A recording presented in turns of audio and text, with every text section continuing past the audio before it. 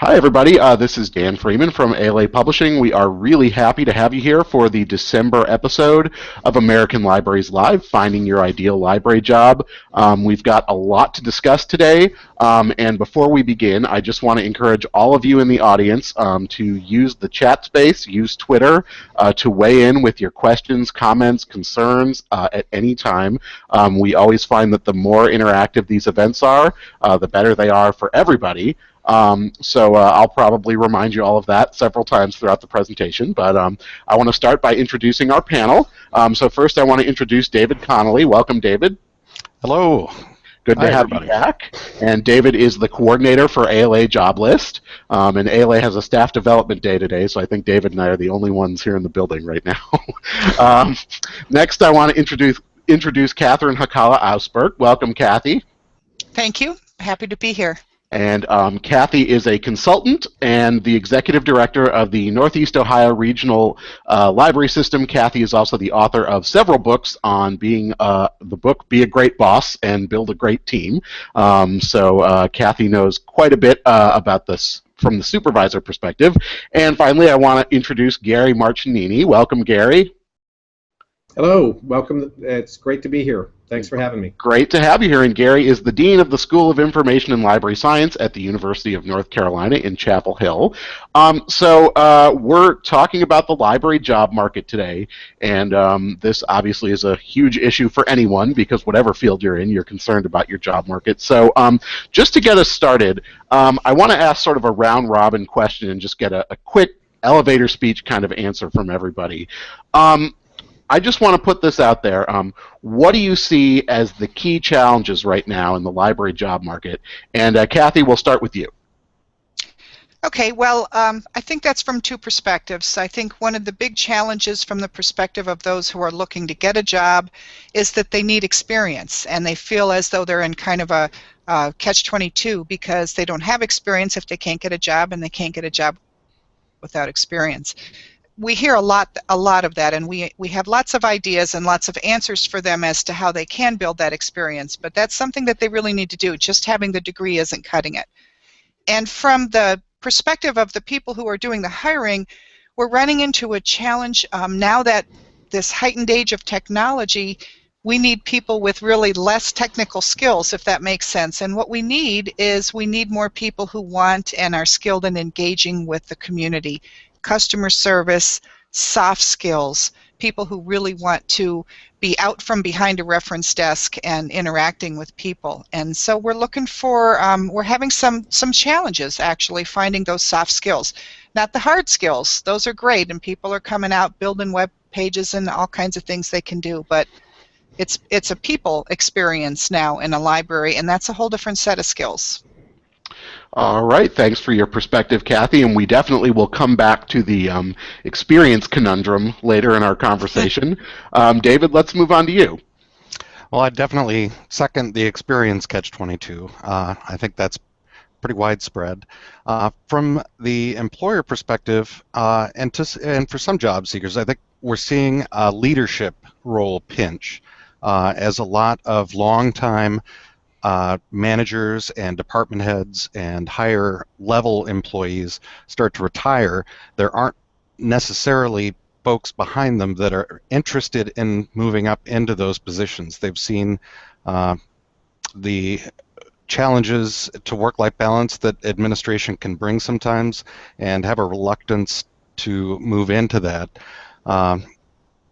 So I'm seeing a lot of, on ALA job list, I'm seeing a lot of difficulty filling like branch manager positions. People just don't seem to be interested in taking the responsibility, and I wonder if there are ways that we can encourage that and mentor to that need in the library community. All right, thanks, David. And Gary, last but not least. Thanks. Yeah, so I want to echo the two perspectives. From the student or new a person out of school who's looking for a position, I think the challenge is being flexible and presenting yourself as a well-rounded individual, and both Kathy and David have spoken to some of those characteristics. From the employer's point of view, I think it's sort of job titles actually matter. And this sort of is where the two intersect. It used to be that you could say, I know what a reference librarian is, and everyone would understand that. But today, that might mean more educational outreach and interacting with people and doing teaching than it actually does doing sort of research for people that bring questions to the library. So I think the nature of those job titles is important, and we're starting to see students beginning to look much more broadly in what kinds of jobs they think they're qualified for, and they are qualified for. And then also employers, not just in libraries, trying to use language that attracts really good, talented people, as opposed to someone who just has a credential. All right, thanks everybody. So I want to drill down into this experience conundrum or catch-22 that we've been discussing. So it's true, a lot of people transitioning into librarianship, or a lot of people who are currently LIS students, they face this dilemma where everybody wants someone with experience and they don't have it. So let's talk about some ways to address that problem if you're a job seeker. And David, we'll start with you this time. Well, I think this is going to be an area where our other two panelists are going to be better suited to comment on it, working in the field. But from what I see on this end, absolutely, MLS students need to grab any opportunity they can for any kind of practical experience. Unfortunately, that does not seem to be, from my perspective, again, I think our other panelists are going to answer this a little more intelligently. Those opportunities don't seem to be common, and they don't support the fact that many new librarians are coming to this as a second career and already have lives and families that they need to support. So unpaid internships, for example, are not a particularly reasonable option. But if there are opportunities for residencies, practicums, internships, volunteer work, by all means grab every opportunity you can. And with that, I defer to my... Yeah, and I want to move over to you, Kathy, on this, because what you said about soft skills, that's getting a lot of buzz right now on Twitter and in the chat space. It seems like that struck a chord with a lot of people. Mm-hmm. Well, I think when, especially when people present themselves through application, they have a lot of emphasis in... Oh, looks like we just lost Kathy right mid-sentence, unfortunately. So I guess Kathy will pop back in a second, I'm sure. So Gary, we will go to you. So at least in our program here, which is a 2-year master's program, almost everybody does an internship, a field experience, which is a placement in a place of work for a semester. And then many people do either paid or unpaid internships as well over the summer. So they're getting some experience, but even those folks who are sort of graduated, volunteering for library work is really important.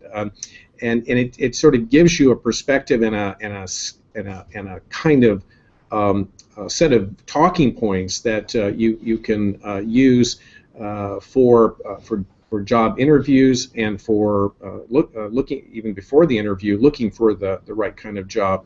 So I mean the experience is got to be sort of linked to some kind of position. And if you have worked in a bookstore, or if you've worked in a grocery store, I mean, you know about organization. You need to find ways to link your personal experiences as well as your educational experiences to particular jobs. And so a lot of it is really understanding the kind of position that you're looking for, and then tuning your talking points, so to speak, to that job. And so it could be ideally practical experience, but it also could be experience that's outside of the educational realm. And so there are a lot of things that people can do to help themselves out, and I'm sure we'll talk about networking soon, but that's another thing that sort of gets you to that point where you can talk about whether it's formal experience or some personal experience you've had outside the classroom. Yeah, and I want to bring in an audience question at this point because somebody spoke to something that David mentioned. Somebody mentioned that, somebody said, I have a question about the transition from disciplinary research to librarianships. If you have a previous graduate degree, do you have any tips on marketing your previous degree? Gary, we'll go to you on that one. Yeah, absolutely. The classical career path had been people come out of mainly the humanities and sometimes the social sciences into librarianship, but as more and more people are looking at alternative careers who have kind of come out of STEM fields, there are lots of opportunities for them to move into positions that are in classic science libraries, but more broadly into financial services industries. Every company, everybody out there has got a need for a librarian. They just don't know that they want to call it a librarian. They've got data management problems. They've got customer service issues, and the kinds of things that librarians are able to do make them very well prepared to take those kinds of positions. And so it doesn't really matter what your either undergraduate preparation or your alternative graduate degree is. You should be able to leverage that in interesting ways. I mean, the data science area right now is very hot. I'm sick of hearing about big data. I'm much more concerned with good data, and I think that's what librarians care about. Because they understand data cleaning, they understand the issues of metadata and being the difference between things that are useful and just massive. All right, and David, you sort of brought this into the conversation, this area of career changes and second degrees. So with all the job listings you come across, how do you see that playing into people's job search? Well, from the employer perspective, that's only explicitly requested typically for some subject specialist positions in academic libraries. So certainly, in many cases, it's mandatory there. But for people who aren't necessarily looking at academic libraries and are looking for ways to leverage that past additional education that they've got, I absolutely agree with Gary that there are a lot of opportunities to do good, solid librarian information work that aren't necessarily in libraries. And in some cases, I think you have to sell to a potential employer that you are exactly what they need and didn't know they needed. I think there is a slow wakening up in corporate hierarchies, if you will, around the data issue especially. I'm seeing more non-traditional jobs posted for corporations looking for librarian qualified skills in database management, in metadata, in taxonomies. They recognize that collecting all of this information is not useful unless you can actually make use of it, and that takes a good librarian to do. So there is that upside. As far as more traditional librarian jobs, I don't think you can ever have too much education. It certainly would, if you had two matched candidates that were otherwise similar in experience and qualifications, one with an additional degree would have the edge. Yeah. We were actually discussing before we started the broadcast. We were talking a little bit about school libraries and the school library job market. So I want to address something that question, or a little more of a comment, question and comment that someone made in the chat space. Someone asked, "Is it possible to jump from school to public or other librarianship?" I'm hearing comments that seem to indicate that school librarianship is not judged as worthy in experience as others, and I think we can all speak to that. When you say worthy in experience, I think that people who have school librarians value them tremendously. I think that the school librarians who have jobs right now love their work. I think what we were talking about, and David, maybe you can comment on this a bit, is it does seem like the job market for school librarians is really tough right now. Well, we were discussing that with some of the other panelists earlier, and that really seems to be regionally based. My experience is that during the recession, unfortunately, those were the positions that largely got cut, among many others in school districts, along with teaching staff and other support staff, non-educational staff. And those jobs, the librarian jobs, don't seem to be coming back the way the teacher jobs are. In my experience. Now, it sounds like there are areas, Gary, for example, mentioned to me earlier that he's heard differently in areas of the South in particular, but some of the headline stories, anyway, that I've seen talk about, like in Philadelphia, taking it down to where you've got one librarian that's trying to support a dozen or more schools. Kathy mentioned earlier that in Ohio, I believe the rule or the law is that they've got to have one qualified librarian per school district, and many school districts are, in fact, as librarians retire, not replacing them in the individual schools, and are instead trying to share one across a district like that. It does seem to me to be tougher than other areas of librarianship, but again, I'm hearing it could vary regionally. Yeah, I mean, I think and I'm not sure exactly what our questioner meant by worthiness, but as far, I think, and I'm sure you can speak to this, Gary, but within the library community, I think school librarians are certainly viewed as being on equal plane as everybody else. Absolutely, and I think the regionalism may be at play here, but I think it's part of a larger story about the ebbs and flows in all the professions as there are surpluses and shortages. Sandra Hughes Hassel, who is the school library media coordinator in our program here, can't find enough students to take the positions that she's getting contacts from, and this is from sort of the DC area through Virginia and down into North Carolina.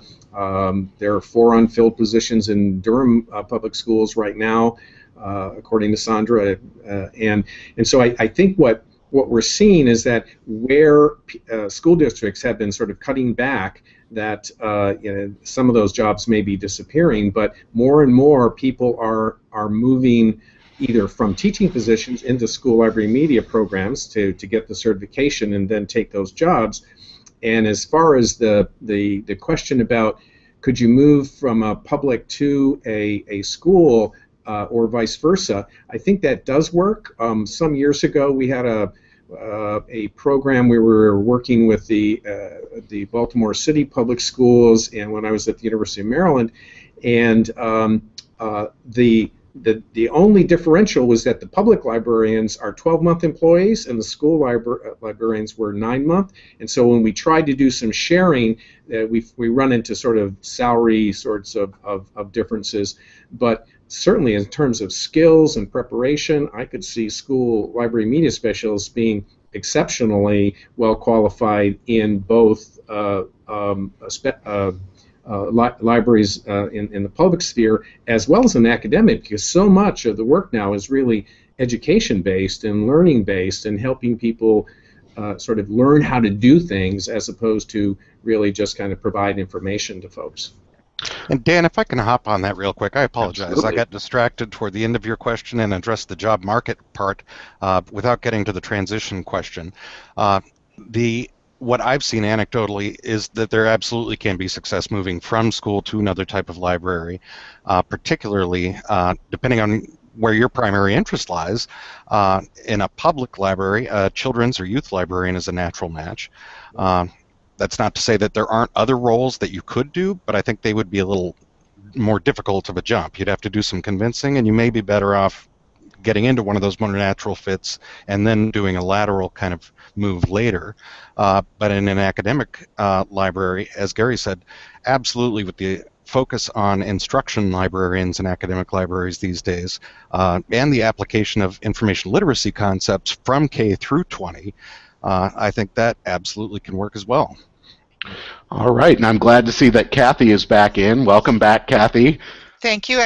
Ohio seemed to have lost its connection there for a few minutes, or at least my corner of it. I apologize for that. Well, I'm glad you're back now because we've got a question that someone asked in the audience that was seconded and thirded and fourthed, it's a great question for you, Kathy. So someone asked, how can I communicate to my employer that I'm very capable of learning new skills quickly without giving the impression that I have little experience in certain areas? It's another catch-22 sort of question. Well, there's a couple answers to that. I mean, first of all, if there is an opportunity for you to get involved in a new project or task force that would cause you to learn new skills, you know, I've always felt the honest approach, straightforward approach is the best. You know, I've not done this before, but this is something I can learn. If you have examples in your volunteer personal life or your school background that show an affinity for that kind of work, that's a really good time to bring it up.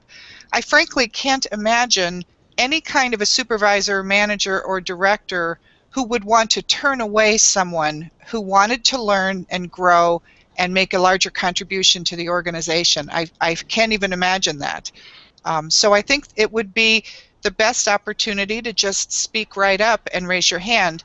I have one of my mentors speaks at a management class I teach each semester, and her advice is always, if you want to get ahead or be recognized and get those opportunities, just raise your hand, step forward, volunteer. All right. And Gary, can I ask you the same question?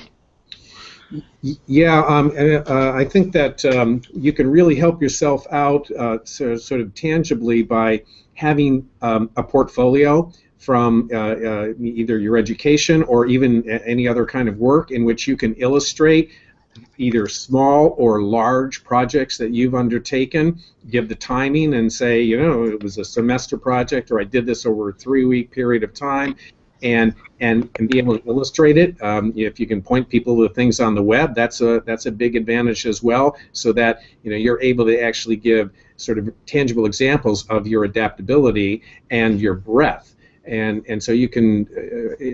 It's all about preparation and sort of having being prepared to sort of demonstrate your qualities and so I think people really do have you have to work at it. It's not like you just sit back and wait for somebody to come and hire you. You got to prepare yourself, get a great resume, no grammatical errors, make sure you do the due diligence, have a portfolio that you can point people to that's both in print and in electronic form. Have lots of different kinds of examples of things you've accomplished, and again, they don't all have to be academic. They can be your hobby, and just so you can demonstrate, your creativity, your enthusiasm, and your ability to manage complex issues. All right, David, anything to add on this one? No, I think they covered it great. I think I'll save that time for other topics. Right. Go ahead, Kathy. Can I say one more thing? It just occurred to me that we have been talking about this lately, and another thing that's really important is for people to show that they have the initiative to continue to develop their own professional growth. That is to say, when we interview someone and we say, what are the last 3 things that you learned to do, new things, and they say, well, I haven't been to a workshop in a while because the library cut the training budget, that's not a good thing. That doesn't demonstrate that you have control and charge of your own career and that you intend to continue to grow. So continued growth, I would reemphasize what we just heard, and ongoing learning are really, really critical to demonstrate that you're that kind of a person to take on new tasks and to trust with them. All right. Go ahead.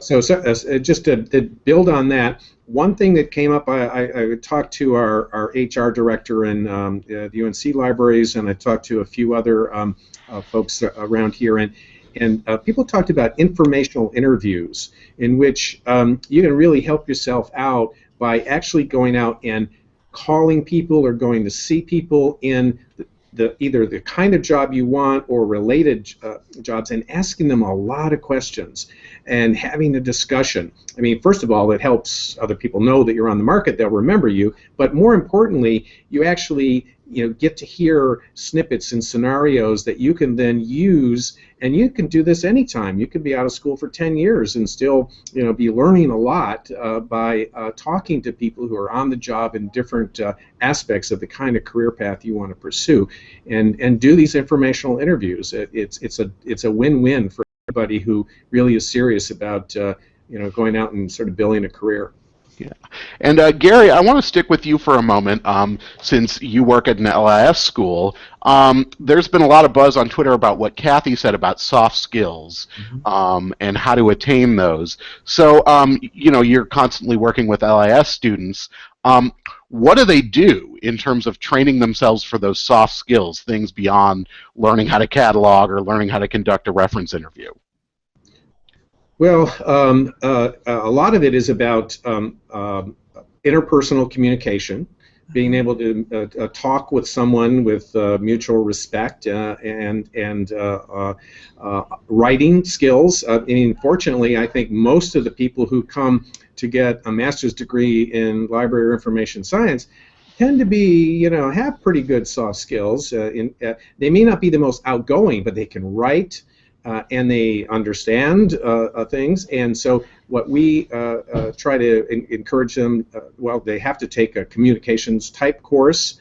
There's a lot of public speaking that gets done in which they present projects, and so it's just kind of intertwined in everything they do. A lot of teamwork. Almost all the courses have team projects, or group projects. So there's it's more a matter of actually polishing those skills. There are people who are reticent, and kind of aren't the ones who are going to jump up and talk a lot in class, and we can work with them. I just had an instructor come in and show me a video that one of the quietest students in her class did, and this was brilliant. I mean, she was able to express herself by assembling in a different medium than just talking, that she actually was a creative and thoughtful individual. Now, what she needs to do is to be able to now present that video and let the video talk, but she still has to make that presentation. And so people can help themselves, and I think you really have to have a balance.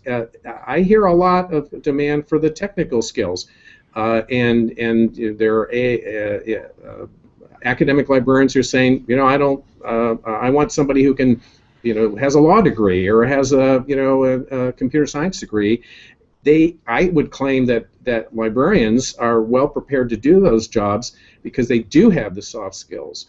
A good example for us is I'll use one of the financial services, Credit Suisse, is hiring our students like crazy. They're hiring our students from all of our programs because they have the soft skills and they understand technology. They know how to talk to people. They know where information comes from. And once they hire one or two of them, they go, holy cow, these are the kinds of people we really need.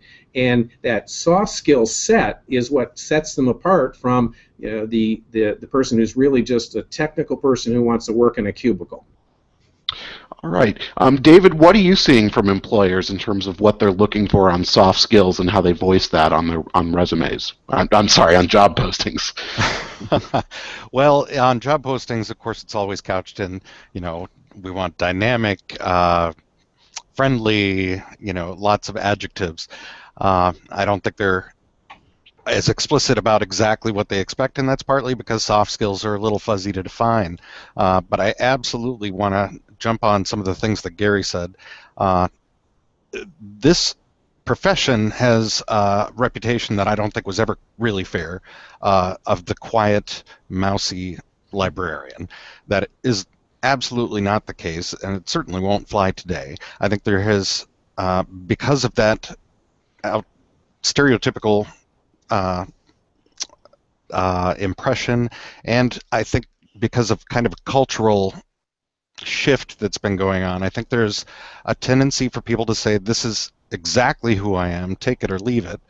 And there's a lot of empowerment in that. There's some greatness in that that's come out of the changes we've seen in the culture over the last few decades.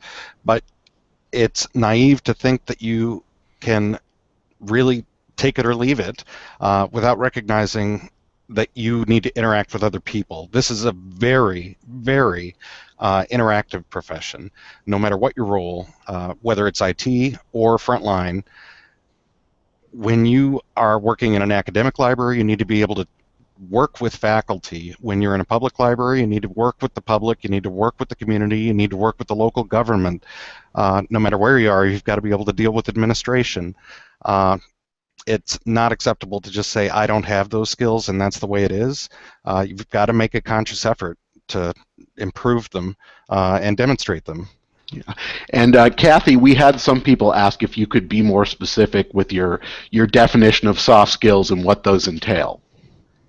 I'm sorry, you halted a little bit. My definition of soft skills, is yeah, that what you asked? they want you to zoom in a little bit on your Okay. definition of soft skills and what specific skills would fall under that category.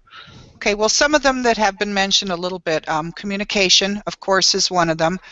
The ability to take a complex idea, like we just heard, whether you're talking to the administration or city council, and be able to communicate and present ideas, so you have those communication skills. But there's also internally issues such as team building or team leading. Most people who graduate with a master's degree and are hired by libraries are going to be put in some kind of a position of supervision or management, and that's why they're hiring and paying at the level of a master's degree. So there's leadership and team building and motivation and reward, and as I said, communication. Those are all issues. And on top of that, there's even more nebulous issues such as creativity, ideas, risk-taking. Those kinds of things are all part of today's library with its shrunken staffs and smaller budgets. We have to work together and we have to find new solutions to some older problems. So I would say that those are primarily the overarching soft skills, but probably the number one is just that customer service ability. I recently presented Career Day here, and one of the presenters said to all of the students assembled, I just hire nice people. That's what I look for now. I just hire nice people, and when I interview whoever's nice, then I look at their credentials. That customer service element is absolutely number one now, at least in my experience in public libraries. All right, and speaking of nice people, I wanted to shift gears a little bit and talk about networking, because we've had some questions about that and about the sort of quiet librarian stereotype, some people pointing out that some people are genuinely introverts, which they certainly are. So David, why don't we start with you on this question? If you're not an experienced networker, where should you start? Well, networking gets a bad rap, first of all. Just in defining networking, let me say that it is not just about the impression that people have of it, of putting together, to use a really old term, a Rolodex, putting together a list of contacts that you can get something from. That's not what it is about. And in the best networking situations, it's relationship building. You're meeting people, you're befriending people, you're learning. Listening is a huge part of networking. It's not about necessarily putting you first and foremost in a conversation. In my conversation, I mean whether you're face-to-face or online. I am a little biased, having been to many conferences. I just don't think there's any replacing the face-to-face experience. Those hallway conversations that happen are the most valuable part of any conference. The benefit of the conference being that it's bringing together people like-minded, and you're able to find those 6 other people that, as I heard a presenter earlier today say, share your particular brand of insanity, I think it was, so that you can learn from each other, you can teach each other, you can share with each other when the opportunities do come along in the job search realm. It's just about getting to know people. This is a national and even international profession, and whether you're a lone librarian at a rural library or you're one of 400 staff at a large research institution, knowing people is the way we learn, we advance. that's one of the things that I love about working for the association, of course, is bringing people together. So anyway, that's my take on networking. Yeah, and that's a good place to get your perspective, Kathy, since you have so many different types of libraries in your consortium. So you work Okay, you run a first of consortium, all, so your job is I don't. essentially to connect libraries. Right, and people one at a time. I don't think networking has anything to do either with introverted or extroverted people. I think, to me, it's two things. It's connecting and it's marketing. And connecting can be as simple as whenever you're sitting in a workshop, you turn to the person beside you and meet them and write down their name and have them write down your name and email address. Don't ever leave an opportunity like that without having met at least one person. And don't be afraid to say, can I call you sometime, or would it be all right if I emailed you with a question? We're all in this together. I've never met anyone who didn't want to help another person get ahead in their career. But sometimes it takes that one overt step. And the other thing is about marketing. You can go to conferences and workshops and anywhere you want. You can meet people all the time. But I think we need to remember that, as a friend of mine once said, every day is a job interview. You're marketing yourself everywhere you go, how you look, how you act, what you say, what you contribute. If you're in a workshop and you say something negative about your superior, you just networked that negativity to everyone in the room. So we have to remember that we're always on, and every day is an opportunity to leave a good networking impression rather than a bad. Thanks, Kathy. Yeah, I think that's a really good point. I think we never talk about networking negativity, and I think you make a really good point. That's something a lot of people don't think about. Gary, how about your perspective on networking? Great points from both David and Kathy there. I think the conference stuff is really important, and as was mentioned, you can do this though in lots of other ways. I mean, most people belong to an alumni association, whether you sort of pay dues or if there are dues or not. So we have, I don't know, almost 5,000 alums. They are all your colleagues, and you should be using them very deliberately to find opportunities and to be connected. And most schools are really working hard at trying to connect people, alumni to other alumni. We have events, you go to the ALA, we have a reception and so on, but it doesn't have to be even those physical events. Contact your alumni association, work with them. I mean, there are thousands of people out there that you have something in common with, and some of them are really, really interesting positions all over the world. Also, just go to the library, hang out, talk to people, talk to the librarians, talk to the patrons. I mean, these are part of building those some of those soft skills, which I loved Kathy's list of characteristics. I mean, for me, a lot of it boils down to are you empathetic? Are you compassionate? Do you actually like people? And those things, if you have that, naturally, you're already halfway there. But if you don't, you got to work at it and sort of build that, because it really does matter if you are somebody who thinks of as a nice person. Well, I don't want to go to politics, but most people really enjoy working with nice people, and so work on that. And the networking doesn't have to be, so it can be very informal, but use your alumni networks. They're really powerful. All right, thanks. And I want to switch over now to talk a little bit about more specific jobs. And I know this is a question everybody wants the answer to if there were a simple answer, but I want to start with you here, David. What do you find are the types of jobs that people are having trouble filling right now? That's becoming a more common theme. Actually, if you look on ALA job list, for example, right now, I think we have nearly a dozen that you'd see posted with search extended or deadline extended. because the employer was not getting the candidate pool that they had hoped for. You'd be surprised how few applicants some of these positions get. You used to hear about the ones that got hundreds of applicants, but there are cases where they just don't get many at all, sometimes because of location or other reasons.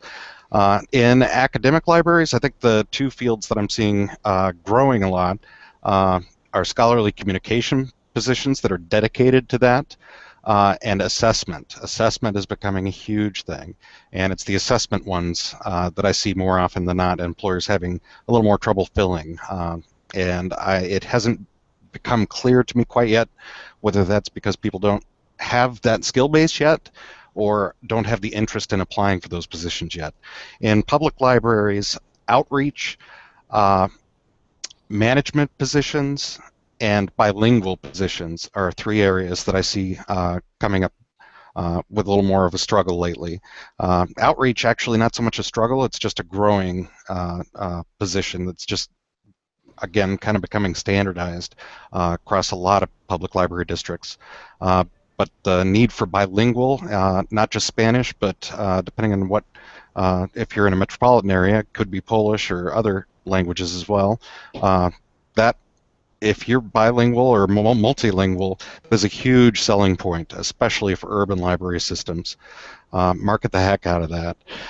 And management positions. I mentioned earlier that there is a perceived lack of interest from some of the middle managers, from some of the department heads, assistant level managers right now in filling those top positions, and some systems are really struggling with that. And then in non-traditional, again, we mentioned these earlier, but anything dealing with database organization, metadata, taxonomy, those are key areas that come up again and again. Kathy, do you want to weigh in? Well, from what I see and from what I've seen for many years, I've never ceased to be amazed at the lack of applicants for leadership positions, supervisor, manager, director. I always expect more than actually come in, and I don't know exactly why that is, except that I expect people don't feel adequately prepared to take those jobs on. Sometimes you had one management class in your library program, and we don't know how many years ago that might have been. So, of course, there is ALA's Certified Public Library Administrator program, which is postgraduate opportunity. But I would encourage people to find any opportunity for continued growth and education and learning that will prepare them to take on some of these leadership positions, because, you know, Lord knows we need great leaders in libraries, and we're losing a lot of them, and we need an awful lot more to replace them. If I could jump in on that real quick, Dan, Kathy, that is a tremendous point, terrific point. Some of the most not self-satisfied, but some of the proudest anecdotes that I hear from people are newer to the profession librarians who took a chance, who applied for a job as a library manager in a smaller community where they do tend to have trouble filling those jobs, took it without much experience behind them, but enough, and had the self-confidence to kind of say, you know, fake it till you make it kind of thing, and ended up having tremendous experiences that they were then able to leverage later on and maybe move to the community or the city that they actually wanted to be in the first place. But at the same time, they usually really enjoyed that smaller, slower life experience a little bit too. So take a chance. Take a chance on yourself. Yeah, and David, while we're talking with you, someone asked for a clarification on what you meant by assessment in a professional context. Well, in academic libraries, assessment is, there's an entire initiative about it, the value of academic libraries, that ACRL's been pursuing for several years now, with the help of several grants from IMLS. Several other organizations are working on the same kind of thing. As accountability becomes huge buzzword for academic institutions, colleges and universities. You hear a lot about this. If you're in academic libraries, you have not been able to avoid this conversation. But if you're not, it's just trying to put metrics on whether you're talking about graduation rates or student retention, student learning assessments, student learning outcomes. There's disagreement about what should be measured, what administration thinks should be measured versus what some folks on the field, some of the more educators, actually think are useful to try and measure, which are unfortunately usually the harder things, but trying to come to grips with all of that is the role that a lot of assessment librarians are filling. It's not just about keeping the statistics for the library, it's about actual tracking of student outcomes. What kind of effect did the library actually have on student performance and their journey through that institution and after? All right. Thanks, David. And Gary, we want to hear your perspective too on what types of jobs that people are having trouble filling. So I get a good number of emails or calls from people who are looking for leaders, library directors, whether it be public libraries or academics. And so everything that's been said about library leadership, managerial abilities, sort of investing in and believing in yourself to apply for those positions, I second heartily. The other areas that I see people having trouble filling are some of the technical areas. So every academic library has to figure out what they're going to do about research data in their university. So who's going to manage the research data? And so no library wants to have an unfunded mandate from the provost that says, here, you take all of this research data and now be responsible for it. So they understand sort of what needs to be done. They don't have a staff who actually has the skills in either archives, records management, data management to actually take terabytes or possibly petabytes of data and begin to preserve it and make sure that it's accessible and it meets all the guidelines that NSF and NIH and the other funding agencies put on people when they get their grants, that they have to have a data preservation plan. So everyone seems to be looking for those kind of people, and that's those people are getting trained now, but we're behind. So I see a lot of positions for sort of data research, data management in the academic sector. But it's really the leadership positions that I think I'm getting the most requests for. I want to stick with you on that topic, Gary, because I know there's always a lot of interest in hearing about quote-unquote non-traditional library jobs. So where are you seeing your students land in terms of positions that would be considered non-traditional? So the archives area is actually pretty hot now, not just in traditional archives, but in digital archives that might be in government agencies, certainly in public institutions. So all the memory institutions sort of have this sort of issue. So a lot of our students are moving in those kinds of positions. But what's happening is that more and more the people in industry are recognizing that they've got the same kinds of problems. So they're coming to us, and they tend to actually be able to make nice offers to students. And so people who might have gone to, say, the state archive out of our library program might go to Cisco, or they might go to Microsoft, or they might go to Bank of America, because they've got the same sorts of problems. And so we're starting to see more of that bleeding into the corporate sector for the kinds of data management jobs that our students are prepared for. The other area is knowledge management, which sort of is a term that means a lot of things in different communities. So people come out of business schools and competing for knowledge management jobs. They come out of library schools. They come out of other areas as well. And I just would want to. We're seeing more of our students who are going into knowledge management type positions, where it's not just data per se, but it's the corporate culture that you're trying to preserve and husband and manage, so that as new people come into an organization, they can get up to speed more quickly, rather than taking them 2 years to actually earn their salary. You get them up to speed in 6 months, because you've got a great knowledge management team that's communicating not just the data and skill sets that they need, but the cultural part of an organization. So a lot of opportunities for people in our field to actually do really great things and have big impacts in sort of non-traditional areas. David, how are you seeing that reflected in the work that you do at JobList?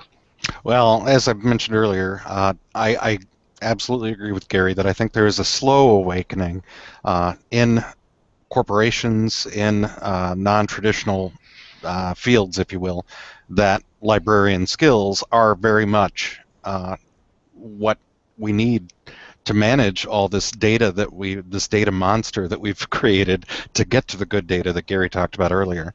But I think there is only so much that we can do as a profession to get that word out to corporations. I don't think it's something they're thinking about very actively until they go to fill the role and realize that an MBA actually isn't the kind of position that's going to manage that kind of stuff well. I think it's incumbent on a lot of job seekers to do the selling yourself. When you see a position listed that has nothing in the title, in the description that says anything about librarian, there's a great word for you, you've got to convince them. You've got to sell yourself. You've got to point out these are exactly the skills that I have a professional background, education in, and here's exactly how they're applicable to what you're looking for. You just don't know it yet. Kathy, over to you. What I'm seeing is working in public libraries primarily. I don't see a lot of non-traditional jobs, but one thing I have noticed is that in collection development shifts, we now have a lot of our vendors who are offering shelf lists and different kinds of shopping carts and pre-purchased items that are saving libraries money and human resources that we used to spend with 10 different people looking at the same publishers weekly. Well, those lists are being created by librarians, so the job market and the opportunity with book publishers, ebook publishers, and even database publishers, I think, is growing.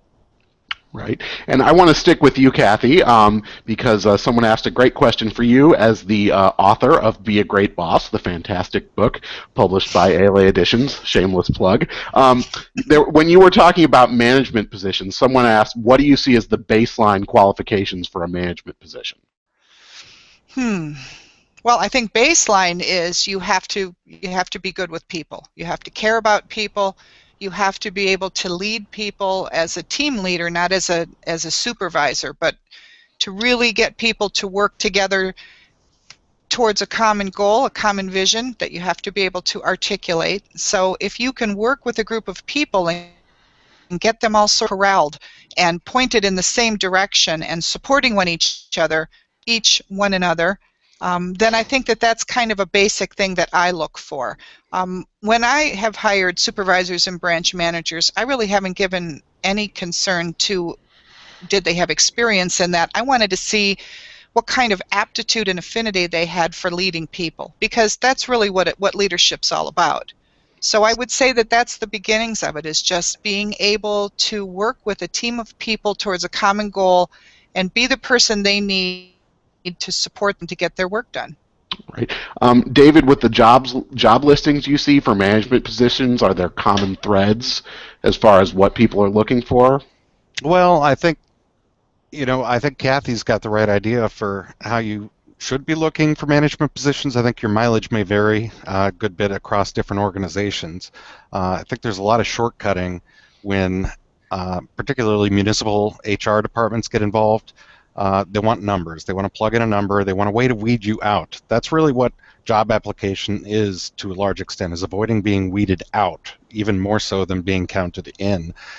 So they put a number on it, and they say we're just not going to look at anybody with under 5 years of experience. There are those cases, but there are also examples like Kathy's where they would absolutely be receptive to it. They're looking for the skills, whether or not you have the hard experience to put on it. Again, like Gary was talking about earlier, if you've got experience managing people, leading people in other areas of your life, in a past profession, in your hobbies, in association work, that you can show to say, I have led people here, and here's what we accomplished. Here are outcomes. That can get you a long way. All right. Well, we're running out of time, so I do want to get to this question. And Gary, we'll start with you here. What resources are available for job seekers who need help? People who need help with things like resumes, cover letters, portfolios. Which, by the way, your portfolio comment got a lot of feedback. I think that was a revelation to a lot of people. But if you are a job seeker, what are the resources that are out there for you? Well, if you're in school or recently out of school, then use your school's career services resources that they're set up to help with that. We have resume workshops. Our person even does a how to develop your manners at dinner sort of program. So there's lots of things you can do if you're still connected to your school. Otherwise, there's plenty of do-it-yourself things. I would go on YouTube and look for pointers on how to do a good resume. Just do a good job, though. I mean, you really have to take this upon yourself to be careful, to be complete, to be accurate, and to not do it in a sort of half-hearted way. You've got to create your own opportunities. You've got to see them through. And so taking that upon yourself in everything you do, whether it's the resume, the seeding the ideas in the minds of employers. I think this idea of the informational interviews is really important to go out and like people have said, begin to sort of market yourself, sell yourself, because and there are resources out there if you're disassociated from a school, but use your school resources. I mean, they're there for you. All right, David? Well, obviously, I can plug ALA conferences, particularly the big ALA conferences, midwinter meeting and annual conference, as well as some of the division conferences, have an actual placement center at each one with free workshops. Participating in placement center activities does not require registering for conference, so if you live in that region, it may be worth your drive in. There's a resume review service at these conferences. If you're an ALA member of the New Members Roundtable, they have a year-round resume review service that you can participate in. And state associations have some of the same opportunities. I think when it comes to the resume and the cover letter, I absolutely agree with Gary. Get it right. There's just no excuse for having mistakes in them. Don't ever believe anyone who tells you that everyone exaggerates on their resume. That is absolutely not acceptable. The cover letter needs to be custom for the institution that you're applying for. Do your research. If you're applying to a public library, there are public records. You can find the minutes of the library board. You can find what they've had to bring before council. What's their budget situation been like? And know how to address those things with how your presence in that library is going to be a benefit if they were to hire you when you're doing your cover letter, when you're doing your interview. Academic libraries, same kind of thing. They've got to do annual reports. You can find statistics. Public institutions, many times you can find public records beyond that. What are their big initiatives? What are they concerned about? Is it community outreach? Is it instruction? If you're not tailoring the cover letter, you're just throwing effort away. If you're going to do it, invest in it. And take personal responsibility for your professional development. Look for the opportunities that are out there. I do think face-to-face conferences and meetups and local get-togethers and whatever you can do face-to-face, there's just no replacing that personal interaction. But even online, there are free webinars from a variety of sources. Don't discount paid webinars just because you don't have an employer who's going to pay for it. Honestly, if you're invested in this profession, consider spending $60 on yourself. If you are unemployed, don't ever be able to walk into an interview and they say, what have you done since your last job? And you say, look for a job. You should be able to tell them, if you're into technical services, I've been teaching myself, I've been learning more about RDA. If you're into instruction, I've been learning about ACRL's new framework for information literacy. School librarian, I've been studying up on the magazine and journal articles on the standards for 21st century learners. Teach yourself. You're a librarian. Do us proud. And Kathy, we'll let you get the last word in.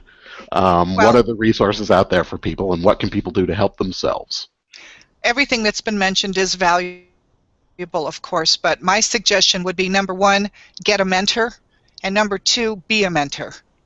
I've been fortunate to teach for about 7 years at Kent State. I've told every student in every class, email me anytime. So I'm a mentor to hundreds of people who may call me once and may call me never. Find somebody that you trust in the industry and get some advice from them on how to use all of these myriad things that have been mentioned here that are all wonderful. But then turn around and be a mentor for somebody else. All right, thank you so much. That brings us to the end of our time. I want to thank our audience, and I also want to say I see that there's been so much great discussion in the chat space and on Twitter. I'm sorry we haven't gotten to all of your questions, but I see a lot of you guys have answered each other's questions too, which is great. Hey, excellent. I want to thank our panel, David, Kathy, and Gary. It's been great having you guys. I think we've had a great discussion. Thank you. So I want to thank all of you for joining us, and we hope we'll see everybody next month when we'll be talking about reference. Have a great day, great holidays, and a great new year, everyone. Same to you. Thank you. Thanks Bye. for having